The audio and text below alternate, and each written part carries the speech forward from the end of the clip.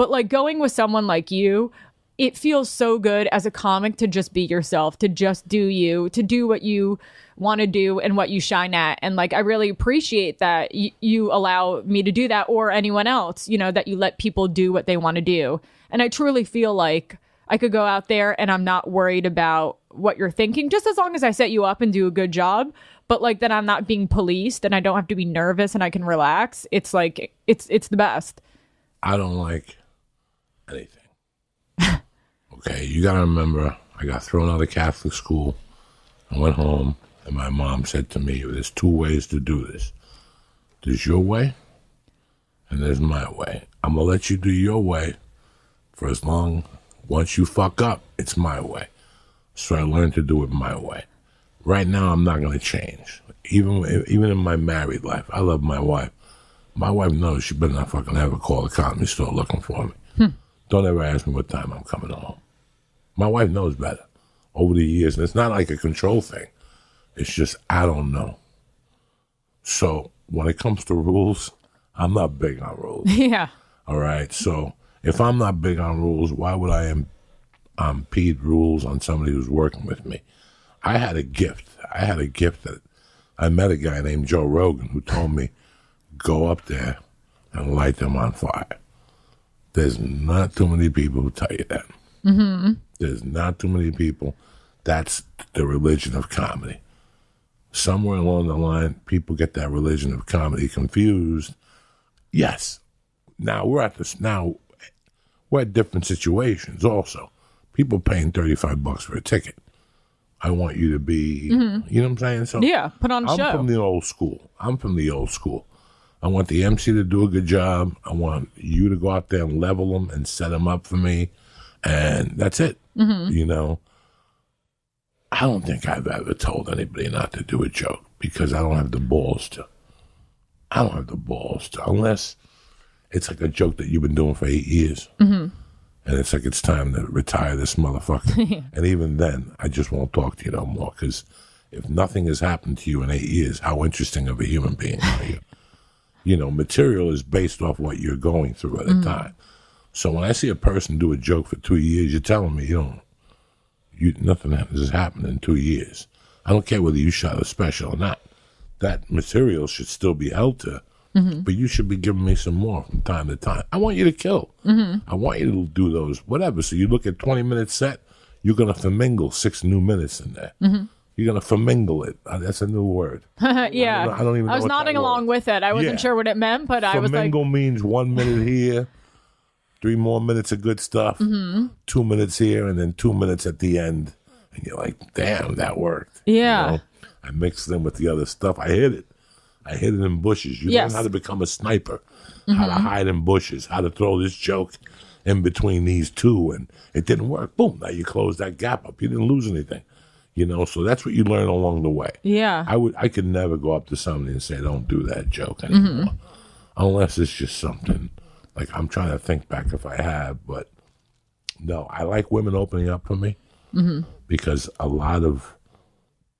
high percentage of people that come to my shows are women who bring their boyfriends to be nice to them. It's like, you know, me taking you to fucking see Cher in New York, you know. And the guy fucking comes along. Yeah. Do I want to see fucking Cher in New York at some fucking play? Not really. But if Bon Jovi's going to sing a song in the beginning, at least I get something out of it. If he sings Wanted, Dead or Alive, after that I can take an edible and make believe I'm having a good time. Do you know what I'm saying? Yeah. And that's why I like to mix it up. I like women in front of me. I don't want an all 3 guy fucking lineup. So women feel fucking lonely enough. Now I got to make you feel lonely. They got to hear 42, 90 minutes of dick stuff. That's not fair to women either, you know? Yeah. So I like mixing it up. Yeah, and I really try to connect with the women, too. I mean, like, I'll tease the guys, sort of, but I really try to connect with the women on everything. So it's like, you know, so we're having an experience as well. Everybody's having a fucking experience. Yeah, I know. But, like, so, you know, I know that I normally, like, love doing crowd work, but I know that, you know, you prefer just to do jokes only and not to do crowd work. So I was like, fuck, I can't. I was a little in my head about it. I was like, I can't do it. Just stick to the set. And it was totally fine. But I just find a way of because I feel like I need to. Some comics, they just look straight out and they don't like look at anyone. I have to like connect with people and I'll like deliver something to someone. So like, I just found a way to make it work by just. No, I look at people in the front rows. Yeah. I look at people everywhere. The problem with talking to audiences on the road, you know how it is at the store. It's kind of taboo in LA. Like that's number one taboo in LA. Unless you're Rick. But I know like there was one other guy that used to come to the store. He used to run the Tonight Show. He used to do a lot of off the top stuff, and they would always put him up at 9:15 and shit like that. But when you get to LA, rule number one is stop talking to the fucking audience. That was rule number one in 1998 when the industry came to see you. Stop talking to the fucking audience. There's industry that they don't want to see you talking to the fucking audience. So I lost that then. It's not that I don't do it. I'm really good at it. Yeah. For 10 years of my life, that's what I did. I didn't write material. I had 8 minutes up front, and the rest was talk to the audience. Yeah. And when you get to the Comedy Store, that shit don't fly. Mitzi sure don't go for that shit. And then... Were you the one who told me the story about opening for Kinnison? No. Who was... Oh, maybe that was Josh Wolf. He, I think, went to Texas and opened for Kinnison, and he had like 5 minutes of material and did 30 minutes of crowd work, and everyone was just like hating him the whole time, like booing him and throwing, but he just kept just like talking to like one person in the on. Okay. No, it's weird. It's just weird. So that's why it's not that I don't like it. Late show, you can't talk to the audience. They're drunk. Yeah.